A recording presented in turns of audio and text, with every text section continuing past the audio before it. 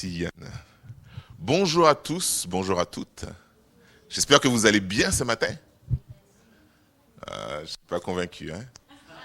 Honnêtement, je ne suis pas convaincu. De là où je suis, en tout cas, je ne suis pas convaincu. Alors, je repose la question, est-ce que vous allez bien ce matin? Est-ce que vous êtes prêts à entendre ce que Dieu a à vous dire aujourd'hui? Ok. Alors je remercie Matthew pour les chants. Il nous a ramené, en tout cas moi il m'a ramené quelques années en arrière quand on chantait Oui prends tout Seigneur. J'aime beaucoup ces vieux cantiques. C'est vrai, il n'y a pas les mélodies d'aujourd'hui, on n'imagine pas forcément la guitare électrique derrière, mais les paroles de ces cantiques me touchent énormément.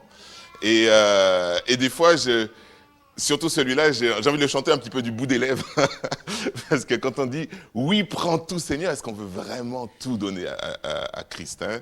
Ça c'est la vraie question. Et merci aussi pour ce nouveau cantique que tu as amené aujourd'hui, qui est en plein dans le thème de notre message, qui est la suite donc, de cette série sur comment mieux entendre Dieu qui nous parlait. Et je vous préviens, peut-être que vous allez être frustré aujourd'hui par rapport à ce message, je suis vraiment navré, parce qu'en fait, c'est tellement vaste que ce message est complet, je dirais, ce thème plutôt est complet quand on aura écouté aujourd'hui, la semaine prochaine et encore dans 2 semaines. Voilà, donc ça c'est pour les invités s'ils veulent revenir.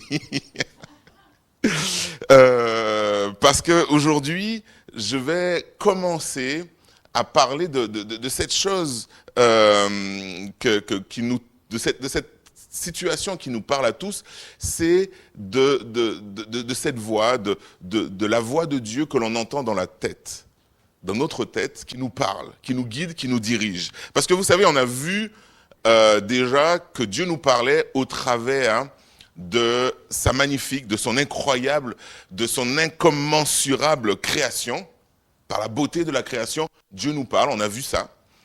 On a vu aussi la semaine dernière que Dieu nous parle, et ça c'est l'évidence même de l'aspect de la chose, si je puis dire, par sa parole, par la Bible. C'est évident.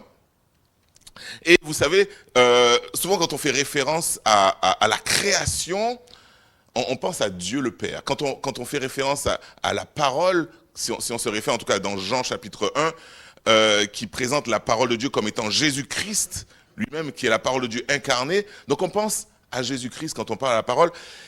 Et puis aujourd'hui, on va se focaliser sur la 3e personne de la Trinité, le Saint-Esprit. Prions. Père Céleste, merci. Merci pour ta parole qui est riche. Merci pour ton amour qui fait que tu as voulu une relation avec nous. Et merci parce que tu as voulu une relation, pas une relation distante, mais tu as voulu qu'on t'appelle Père. Tu as voulu une relation proche de nous. Merci parce que dans cette relation, Seigneur, tu nous montres la réalité de ton existence, la réalité de ton action dans nos vies, la réalité de cette parole que l'on peut effectivement entendre et qui vient de toi. Oui, merci Seigneur parce que tu nous parles.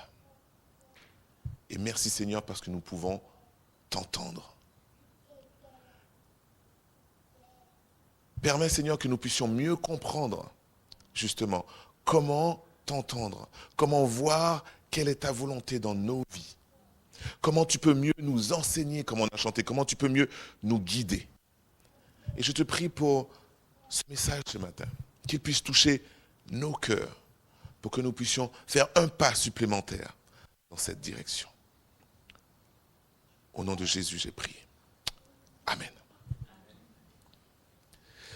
Et donc le Saint-Esprit. J'ai remarqué que des trois personnes de la Trinité, le Saint-Esprit est la personne qui fait le moins de consensus parmi les chrétiens. Je ne sais pas si vous êtes d'accord avec moi. Ah, donc au moins on a un consensus sur ça. C'est parce que y a beaucoup de toutes sortes de discussions concernant les dons de l'esprit. On est d'accord, on n'est pas d'accord, sur les miracles, sur le baptême dans le Saint-Esprit, etc. Il y a toutes ces discussions-là, bien entendu, qui ne sont pas le sujet de notre message ce matin. Mais heureusement, je crois qu'il y a au moins une chose qui est indiscutable, et que tous les chrétiens, toutes dénominations confondues, on est d'accord avec ça. Une chose qui fait l'unanimité, c'est que le Saint-Esprit parle encore aujourd'hui de façon surnaturelle à tous. Que le Saint-Esprit nous parle encore aujourd'hui à tous, et je vais aller plus loin, c'est que nous sommes tous capables aujourd'hui de l'entendre. Et quand je dis tous, je ne parle pas seulement des chrétiens. Je dis vraiment tous. Tous les croyants ou non sont capables d'entendre la voix du Saint-Esprit qui leur parle. Et j'en veux pour preuve Jean chapitre 16, verset 8, qui nous donne ce message fondamental pour tous les chrétiens, qui nous dit, peut-être que vous connaissez déjà ce passage, Jean chapitre 16, verset 8, 9, 10 et 11, qui nous dit, « Et quand il sera venu, le « il » c'est le Saint-Esprit, c'est Jésus qui parle, « il convaincra le monde », pas seulement une partie du monde, pas seulement les chrétiens, il convaincra le monde en ce qui concerne le péché, la justice et le jugement. En ce qui concerne le péché, parce qu'il ne croit pas en moi, la justice, parce que je vais au Père et que vous ne me verrez plus, et le jugement, parce que le prince de ce monde est jugé. Et cette chose-là, cette affirmation, cette réalité, c'est tellement important parce que c'est la base même de l'évangélisation. Moi, je peux évangéliser pendant des années, pendant 1000 ans, je peux parler à quelqu'un, je peux parler à mon frère, à ma famille, à mes amis, à qui je veux, pendant 1000 ans, mais sans une parole de l'esprit à cette personne, je parle dans le vent. Ça ne sert à rien. Je peux avoir toute l'intelligence, la théologie, tout ce que je veux avoir étudié pendant 50 ans. La Bible, ce ne sont pas mes mots, ce ne sont pas mon raisonnement qui vont convaincre cette personne. C'est cette parole du Saint-Esprit qui va convaincre la personne de péché, de justice et de jugement.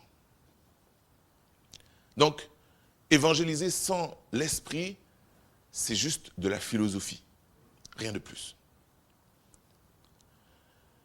Donc, on parle aujourd'hui de comment Dieu nous parle. Donc, il nous parle par l'Esprit pour nous convaincre le monde, nous convaincre nous, en ce qui concerne le péché. Donc, on est d'accord, j'ai vu beaucoup de têtes qui hochaient comme ça, que c'est valable pour la conversion. Cette conviction vis-à-vis du péché. Mais ça ne s'arrête pas à la conversion. Pourquoi je dis ça? Parce que, en ce qui concerne le sujet d'entendre la voix de Dieu, on pense parfois que pouvoir entendre le Saint-Esprit, c'est trouver comment Dieu va pouvoir m'aider à accomplir ceci ou cela, comment il va m'aider à prendre des décisions à ce sujet ou à cet autre sujet, et c'est vrai. Mais avant tout, Dieu nous parle chaque jour qui est de notre existence, pour nous convaincre, pour nous montrer le chemin à suivre en ce qui concerne le bien et le mal. Il va vous dire, ah, Ça peut-être tu ne devrais pas le faire. Hmm? Ou alors, tu vois cette personne là-bas, tu sais, tu devrais aller la voir et lui demander pardon.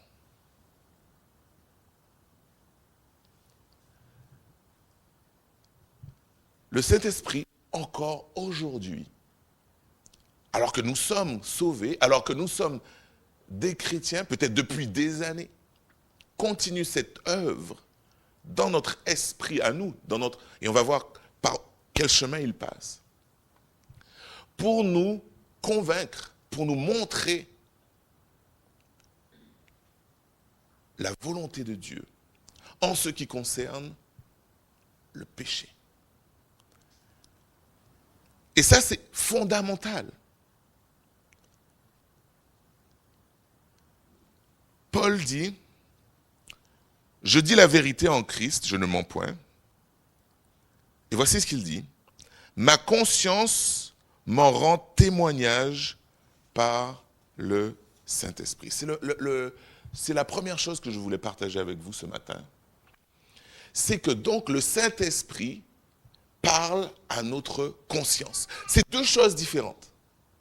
Il faut bien en être conscient, justement. Que notre conscience et le Saint-Esprit, c'est deux entités différentes. Et il faut qu'elles communiquent, il faut qu'elles discutent.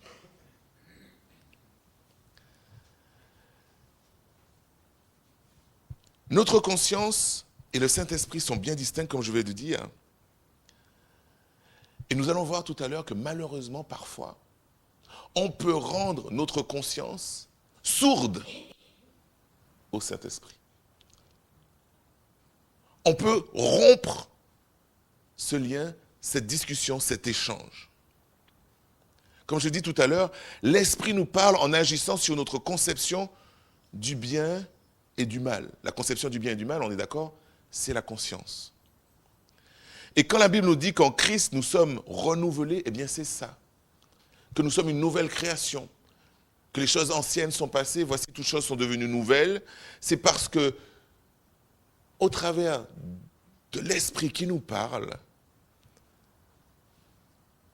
eh bien nos lignes sont bougées concernant notre vision de la vie, notre vision du bien et notre vision du mal. Si avant je pensais que par exemple réussir à tout prix, même au détriment des autres, était la clé du succès, on peut trouver plein de gens qui vont pas dire ah non moi ça c'est pas mal ce que je fais, c'est juste de l'ambition. Mais désormais, il y a cette petite voix qui me dit hé, l'intégrité, le respect des autres sont plus importants que le succès matériel. Si avant je croyais que le fait de parler dans le dos des gens c'était anodin, bah, on est juste des copains, des copines, on discute, on ne fait pas de mal. Désormais, il y a cette petite voix qui me rappelle l'importance de la sincérité, de l'honnêteté dans mes relations avec les autres. Si avant je pensais que dépenser sans compter pour satisfaire mes désirs immédiats, c'était juste normal, désormais, il y a cette petite voix qui me rappelle qu'il est important d'être responsable financièrement et de penser aux conséquences à long terme de mes actions. Si autrefois je considérais que les mensonges blancs, je ne sais pas qui c'est qui a inventé cette expression, les mensonges blancs, mais ou les petites tromperies comme on considère que c'était des moyens acceptables d'arriver à ses fins. Bah, c'est un petit mensonge, ça va, c'est une petite blague. Mais grâce à cette voix intérieure, grâce au Saint-Esprit qui nous parle, je réalise l'importance de la compassion, de l'amour dans mes actions avec les autres, etc., etc. Vous pouvez vous-même trouver d'autres exemples de comment vous avez été changé par cette voix qui nous parle. Et je ne parle pas de changement qui s'est passé peut-être il y a quelques années lors de votre conversion. Peut-être ça s'est passé hier ou avant-hier ou cette semaine. Où la première œuvre, action du Saint-Esprit, c'est bel et bien celle-là. De nous pointer, de montrer ça. Il ne faut pas le faire. Mais il faut faire ça.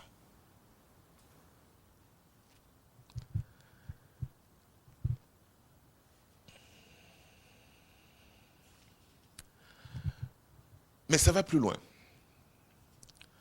Ça va plus loin parce que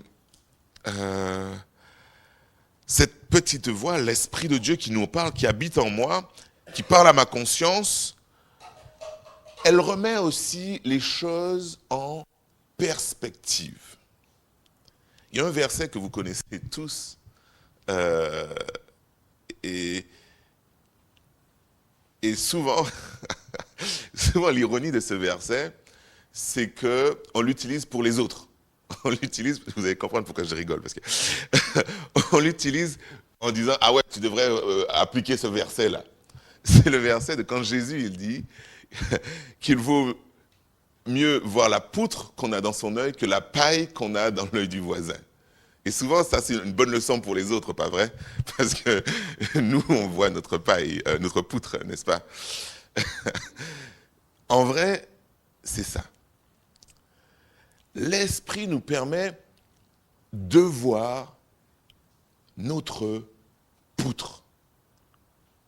Ça, c'est une œuvre importante de l'Esprit de Dieu qui nous parle.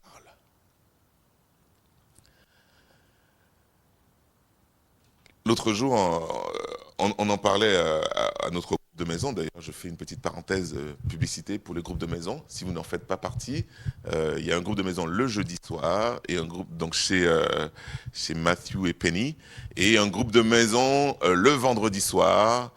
Donc qui est itinérant, hein, celui-là par contre, mais vous pouvez rentrer en contact avec Thierry Guéry et vous pouvez être membre du groupe WhatsApp, comme ça vous saurez à chaque fois où ça se passe. Je ferme la parenthèse. Donc on en parlait au groupe de maison, justement de cette mise en perspective de l'esprit. Alors ce n'est pas le sujet principal, mais on est arrivé à cette discussion-là, sur le fait que, justement, lorsque on se rend compte, lorsqu'on se rend compte de là d'où on vient, de ce pardon incroyable que Dieu nous a offert en Jésus-Christ, eh bien, on ne peut plus se permettre de juger les autres. On ne peut plus se permettre de critiquer les autres parce qu'on se rend bien compte qu'aux yeux de Dieu, on ne vaut pas, notre péché en tout cas ne vaut pas mieux que le péché de l'autre. Donc qui on est pour le juger?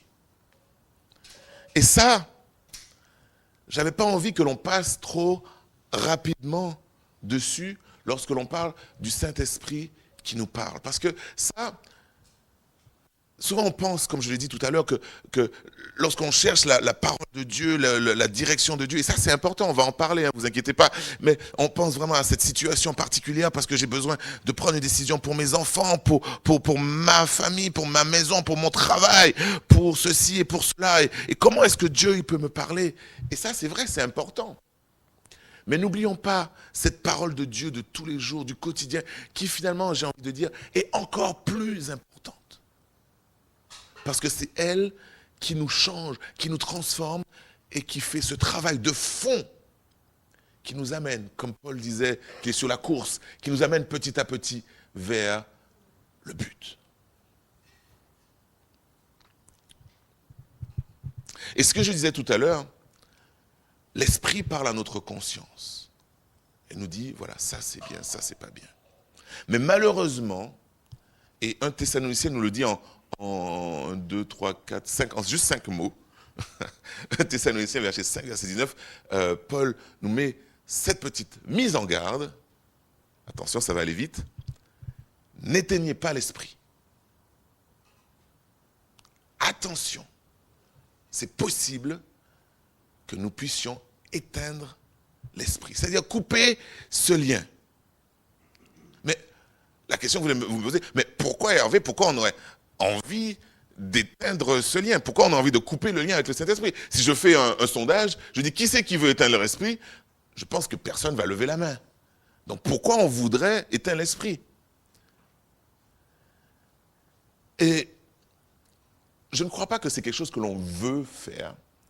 consciemment en tout cas. Ça peut arriver, hein, ça peut arriver malheureusement, mais dans la plupart des cas, je ne crois pas que c'est quelque chose que l'on fasse, qui arrive consciemment, c'est plutôt insidieux. Vous voyez, ça arrive et on le laisse arriver.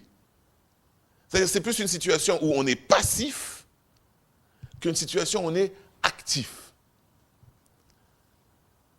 On se laisse éloigner de la voie de Dieu.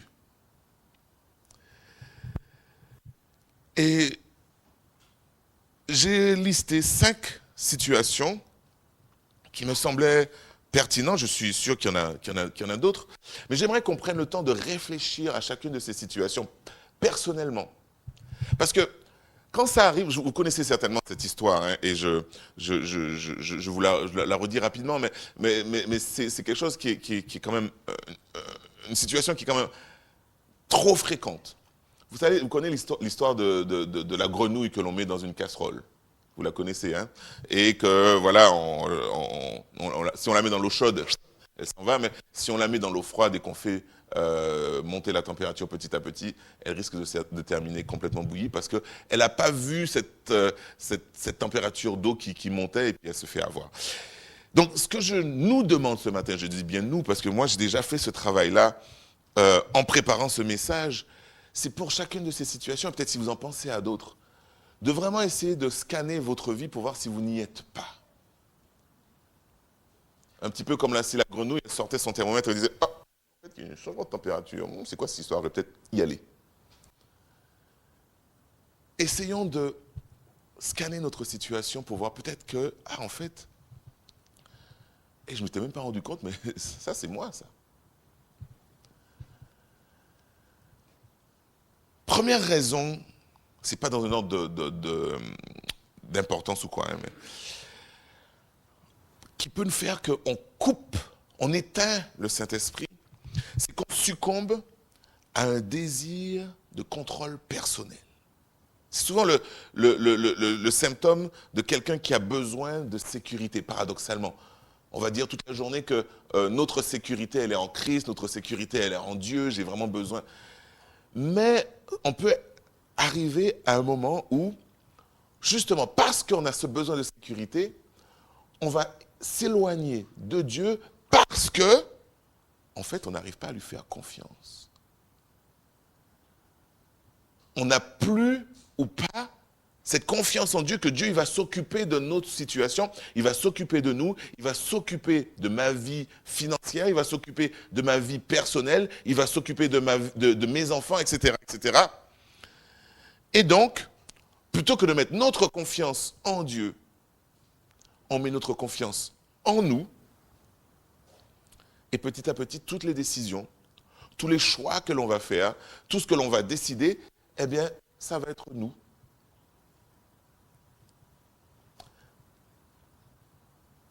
On va, même sans s'en rendre compte, prendre finalement le contrôle total de notre vie plutôt que de la mettre sous la volonté divine. Résultat, on écoute de moins en moins, on prie de moins en moins, ou alors tout ce qu'on va faire à Dieu, c'est lui demander des choses.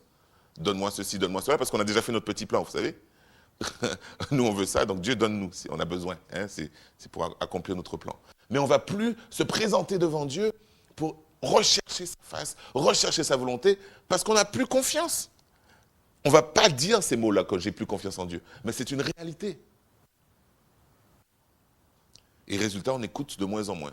On demande de plus en plus, mais on écoute de moins en moins jusqu'à ne plus entendre. Une autre raison qui peut faire que l'on éteigne le Saint-Esprit qui nous parle,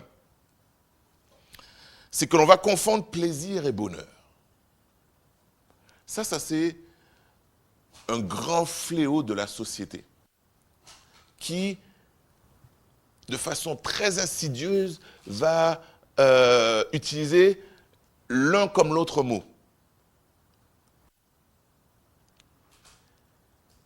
Résultat, on va garder un attachement au péché. Parce que, encore une fois, on en parlait aussi au groupe de maison, le péché ça peut procurer du plaisir. C'est pour ça, sinon si c'était que des problèmes, peut-être ça serait plus facile de résister à la tentation, on est d'accord? Donc, on est tellement bien, entre guillemets, dans ce plaisir qui est le péché, on s'y attache. Et souvenez-vous, on a dit tout à l'heure que le Saint-Esprit, il est là pour nous dire ça, c'est pas bien. Donc, nous, on ne veut pas quitter ça, mais le Saint-Esprit fait que nous dire ah, c'est pas bien, il faut arrêter, il faut arrêter. Et il y a cette petite guerre entre cette volonté que l'on a de rester là, et puis le Saint-Esprit qui nous dit il ne faut pas y aller. Et puis ça commence à nous... Hein, boum, il y en a marre. On coupe le fil pour ne plus entendre. Le Saint-Esprit qui nous dit il ne faut pas y aller là, il ne faut pas faire ça, il faut arrêter ça, il faut que tu coupes les ponts avec cette personne, il faut que tu arrêtes ton abonnement à ceci, il faut que tu... Je ne sais pas. Le Saint-Esprit nous dit plein de trucs. Vous n'avez qu'à remplir les blancs pour votre situation. Mais comme on a le choix entre sortir de ce plaisir que le péché nous donne, ou suivre le Saint-Esprit, eh bien on ne peut plus l'entendre. Résultat, au bout d'un moment, on n'écoute plus. Et puis ensuite, on n'entend plus. Troisièmement, encore une autre situation où on peut se retrouver à éteindre cette voix qui nous parle, c'est l'influence extérieure. La pression sociale, familiale, culturelle peuvent jouer un rôle malheureusement important pour éteindre le Saint-Esprit. Oh, tout le monde fait comme ça.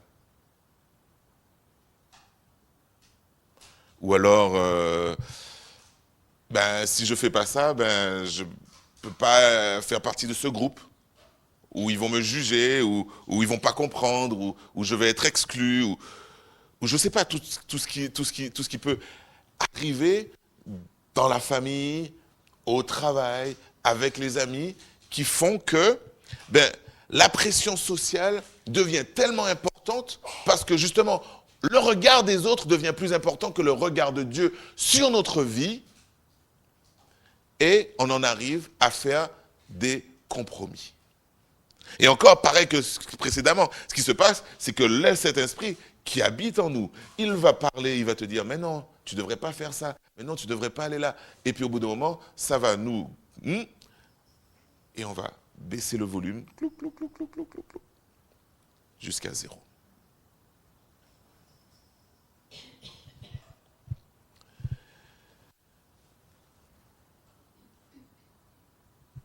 Il y a encore le manque de foi. C'est un peu un cousin de la première raison que j'ai donnée, où c'est le contrôle personnel. Mais là, la raison, ce n'est pas parce qu'on veut contrôler notre vie, c'est juste que on n'a plus du tout confiance que Dieu peut accomplir quoi que ce soit. Manque de foi. C'est-à-dire que, et malheureusement ça peut arriver, ça arrive parfois après qu'à notre conversion, on ait eu des choses extraordinaires, on a vu des gens changer, nous-mêmes on a changé, et puis le temps passe, et puis au bout d'un moment, on entre dans une sorte de routine religieuse, et vivre notre vie avec Christ, c'est juste venir à l'église le dimanche, chanter quelques cantiques. Parfois, on ne vient pas à l'église tous les dimanches, on vient de temps en temps. Et on n'ouvre jamais la Bible. On s'éloigne de Dieu parce qu'on ne s'intéresse plus. Et donc forcément, comment entendre la voix du Saint-Esprit par rapport à ça? Ce point-là particulier, je pense qu'on va le développer un peu plus tard dans nos prédications. Mais résultat, on ignore ou on rejette la voix du Saint-Esprit comme ça, parce que ça ne nous intéresse plus. Et puis enfin, Il y a le dernier, que j'ai appelé l'orgueil spirituel. Celui-là, il est très très intéressant, vous allez voir. Parce que ça arrive, et c'est là où c'est insidieux, parce qu'on a l'impression qu'on n'a pas éteint le Saint-Esprit. Si on nous pose la question, on dirait au contraire, le Saint-Esprit me parle tous les jours, vous allez comprendre. Et c'est l'orgueil spirituel, parce que on prend nos désirs pour ceux de Dieu. Et tout ce que l'on va prendre comme décision, on va dire, c'est Dieu qui l'a dit. Donc si on pose la question, est-ce que le Saint-Esprit était? Ah non, non, non, au contraire. Il parle tous les jours. Mais en fait, non, ce n'est pas le Saint-Esprit qui parle. C'est toi qui parles à la place du Saint-Esprit. Et on est rempli de sentiments de suffisance, d'orgueil spirituel qui peut nous conduire à penser que à chaque fois qu'on entend quelque chose, à chaque fois qu'on veut, non, pas qu'on entend, à chaque fois qu'on veut quelque chose, c'est le Saint-Esprit qui nous a dit ça. Alors, je vous regarde un peu, je me dis, mais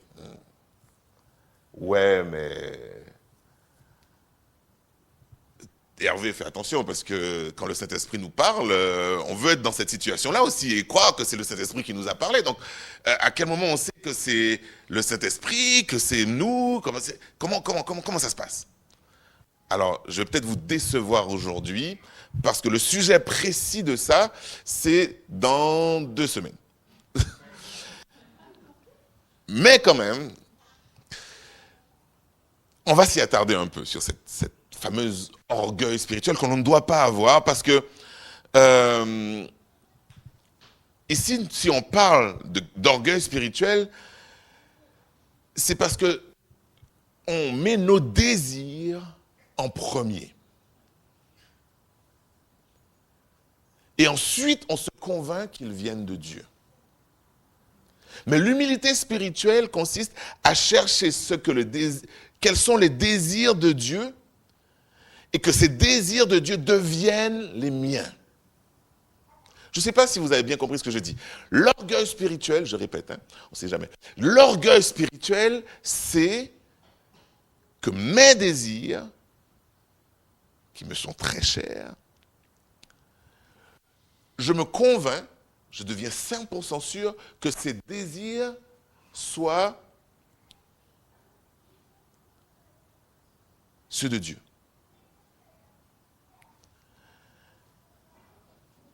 Et l'humilité spirituelle consiste à chercher ce que les désirs de Dieu sont pour qu'ils deviennent les miens. Et moi, je crois que ça fait toute la différence.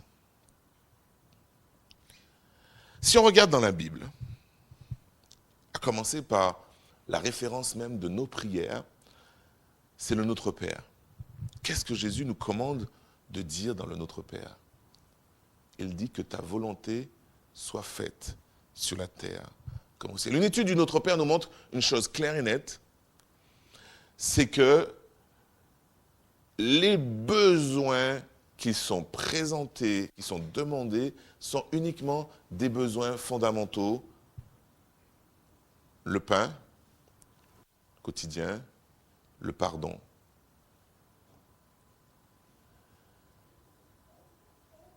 Dieu veut que nous recherchions d'abord sa volonté. Romains chapitre 12, verset 2.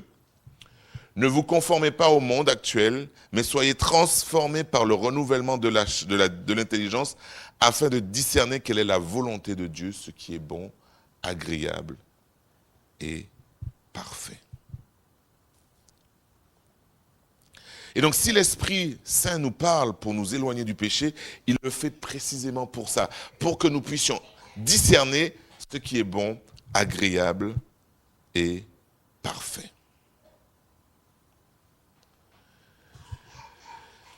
Alors,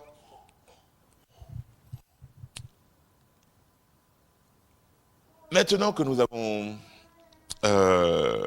nous avons compris justement le danger qui peut se présenter, le danger qu'il peut y avoir à être, euh, à éteindre le Saint-Esprit? Est-ce que nous avons pris le temps de réfléchir à peut-être notre situation personnelle, de qu'est-ce qui nous mettrait en danger et qui ferait que notre relation avec le Saint-Esprit puisse être en danger?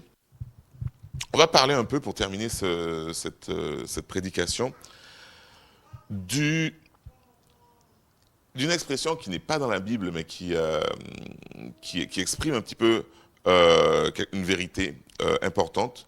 C'est le témoignage, ce qu'on appelle le témoignage intérieur. C'est comme quand tu sais au plus profond de toi-même que quelque chose est juste, vrai, et que tu sais que ça vient de l'Esprit de Dieu qui est en nous. Donc c'est cette fameuse dernière situation dont je parle, mais pas dans le sens où l'orgueil a pris le dessus et c'est ma volonté, mais au contraire, lorsque l'Esprit a pris le dessus et je sais au plus profond de moi que c'est la volonté de Dieu. Le témoignage intérieur est surnaturel. Ça c'est la première chose qu'il faut savoir. C'est comme je vous disais tout à l'heure, que le Saint-Esprit nous parle de façon surnaturelle. Ben oui, justement. Et le témoignage intérieur, il est surnaturel, mais il n'est pas forcément spectaculaire.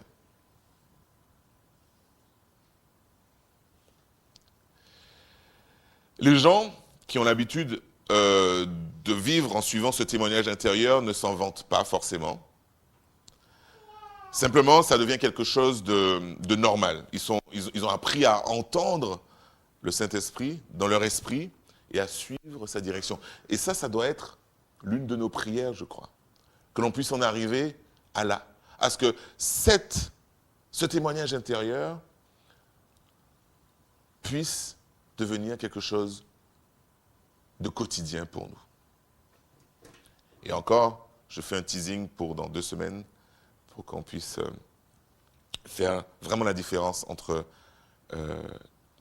la voix de Dieu et le reste. Et c'est possible. C'est possible. C'est possible pour vous, c'est possible pour tous les chrétiens. Paul est le témoignage ultime de ça.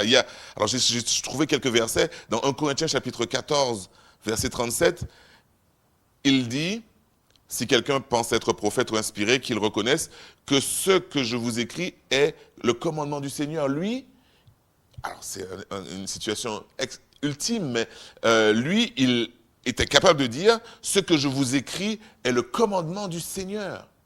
Il avait cette relation avec Dieu tellement proche qu'il savait que cette voix qu'il entendait, ce qu'il disait, provenait directement de Dieu. Il dit encore, c'est pourquoi nous rendons continuellement grâce à Dieu de ce qu'en recevant la parole de Christ que nous avons prêchée, vous l'avez reçue non comme une parole des hommes, mais ainsi qu'elle est véritablement comme la parole de Dieu. Donc il parle de sa prédication comme étant la parole de Dieu. Il avait cette assurance, cette relation tellement proche avec Dieu qu'il était capable d'avoir, sans le moindre doute, la possibilité de dire « ce que je dis vient de Dieu ».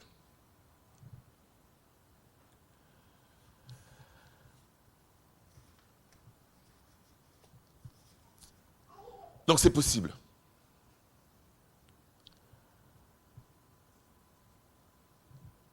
Enfin, une dernière chose, et je ne vais pas refaire le message de Thierry la semaine dernière, mais le Saint-Esprit nous parle aussi, tout simplement, parce qu'on pense souvent à cette petite voix qui va nous dire « va dans cette direction », cette petite voix qui va nous dire « le péché, c'est ça, c'est ça ». Mais le Saint-Esprit nous parle aussi, simplement, en faisant remonter dans notre esprit la parole de Dieu, la Bible. Tout simplement. À ceci près. Alors, je ne dis pas que ce n'est pas impossible. Je ne dis pas que c'est impossible. Mais dans 99,9% des cas, le verset que le Saint-Esprit va te remonter c'est un verset que tu as déjà lu. On est d'accord? Donc, il faut les connaître, les versets, oui ou non? Et donc ça, c'est la base. Je ne vais pas refaire le message de Thierry la semaine dernière, mais le Saint-Esprit nous parle en nous faisant remonter le bon verset au bon moment. Et ça c'est le côté extraordinaire. Ça c'est le côté surnaturel. Et il ne faut pas négliger ça. Et c'est pourquoi, si tu veux que le Saint-Esprit te parle aussi, il faut que tu ne négliges pas ta connaissance des Écritures. Tu veux qu'il te montre le péché? Ok. Tu veux qu'il te montre la direction à suivre? Ok. Eh bien, ouvre la parole de Dieu de temps en temps.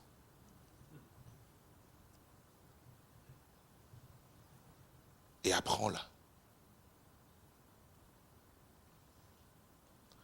Parce que, une chose qui est 100% sûre, c'est que le Saint-Esprit ne va jamais contredire la Bible.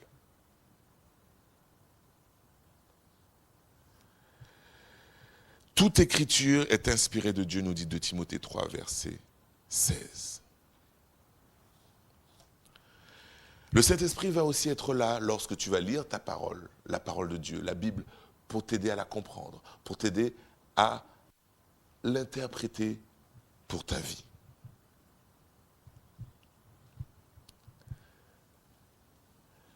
Alors, je suis conscient que ce sujet-là est vraiment très très vaste.